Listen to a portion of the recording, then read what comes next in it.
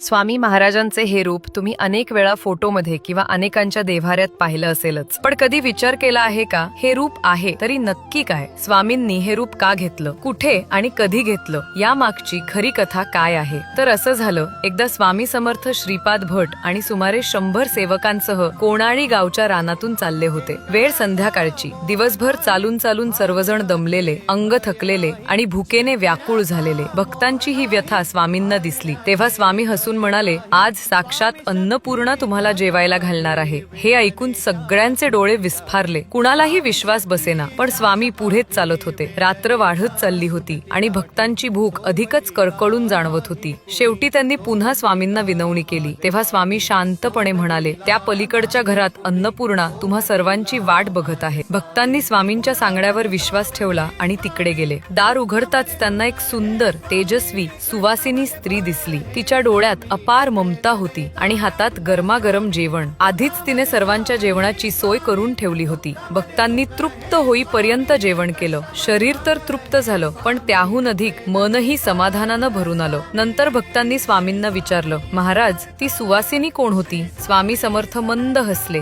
आणि म्हणाले, ती दुसरी कोणी नसून माता अन्नपूर्णाच होती. तुम्हाला जेवायला घालण्यासाठी ती माझ्याच रूपातून प्रकट झाली होती. म्हणूनच स्वामी समर्थांना अनेक भक्त स्वामी आई म्हणूनही हाक मारतात. भक्त जेव्हा आई म्हणून हाक देतात तेव्हा स्वामी खऱ्या आई वडिलांसारखे धावून जातात. म्हणूनच त्यांना सर्वव्यापी, सर्व गुणसंपन्न आणि अन्नपूर्णेच्या मूर्तिमंत रूपात मानलं जातं.